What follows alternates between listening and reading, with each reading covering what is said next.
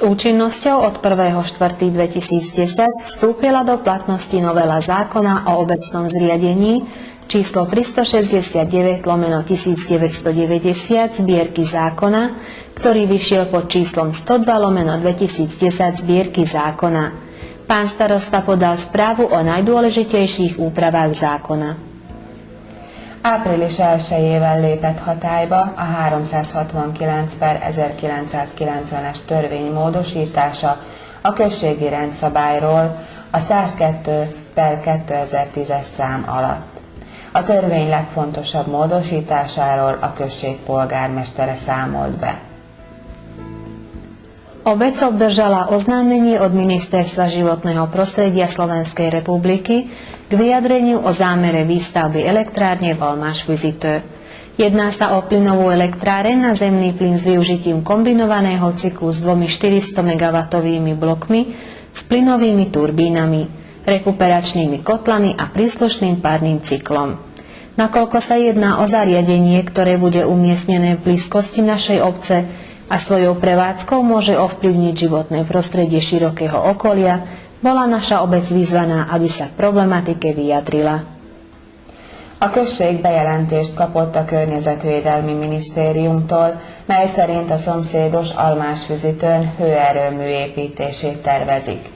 Itt földgáz üzemeltetésű erőműről van szó, két 400 MW-os blokkal, gázturbinákkal, hőcserélő kazánokkal és a hozzávaló gőzciklussal. Mivel olyan berendezésről van szó, mely községünkhöz közel kerül megépítésre, a termeléssel befolyásolhatják az életkörnyezetet, ezért községünket is felhívták, hogy foglaljanak állást ez ügyben. Reakciou na uznesenie obecného zastupiteľstva číslo 12/10 firma zaoberajúca sa prevádzkovaním káblovej televízie zaslala oznámenie o prieskume televíznych programov. V rámci ponuky boli doručené aj programové ponuky. Jedna zo zostavou 28 programov za mesačný poplatok 7 eur a druhá zo zostavou 15 programov za mesačný poplatok 2,99 eur. Nie je však odpoveď na prevádzkovanie miestneho štúdia. Je treba poznamenať, že v súvislosti s rekonštrukciou kultúrneho domu a plánovaným presťahovaním obecného úradu bude treba riešiť aj presťahovanie štúdia káblovej televízie s centrálou. Pre štúdio by sa našla miestnosť, ale pre centrálu bude treba zabezpečiť aj stožiar pre antény. V spojitosti s obnovou vedenia sa predpokladá aj podzemné vedenie. To sa môže realizovať aj súčasne s výstavbou kanalizácie v obci, keď sa môže využiť stavebná riha pre obidva vedenia. Az önkormányzat 12/10-es határozatára reagálva ajánlatot kapott egy kábel-TV szolgáltató cégtől az üzemeltetésről, melyben programajánlatok is voltak. Az egyik összeállításban 28 programot tudnának biztosítani 7 eurós havi díjjal, a másik csomag 15 programot kínál havi 2,99 euróért. Nem adtak viszont választ a helyi stúdió működtetéséről. Ennek kapcsán meg kell említeni, hogy a kultúrház felújításával és a községi hivatal tervezett áthelyezésével meg kell oldani a helyi stúdió áthelyezését is a központtal együtt.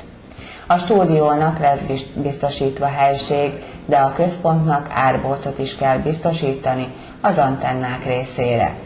A kábel TV hálózat felújításánál feltételezik a vezetékek földben való elhelyezését, mely a kanalizáció bővítésével egy időben történhet.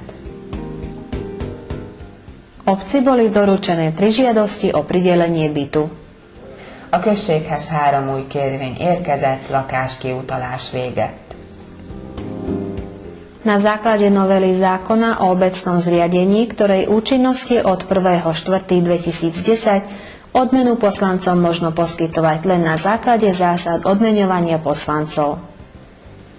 A községi rendszabályról szóló törvény értelmében április 1-től változtak a képviselők jutalmazásának feltételei, továbbá a polgármester és a községi főellenőr fizetésének meghatározása is.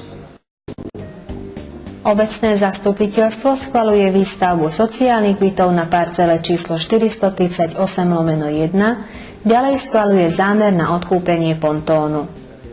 Az önkormányzat jóváhagyta szociális lakások építését a 438/1-es parcellán, továbbá jóváhagyja a ponton megvásárlását.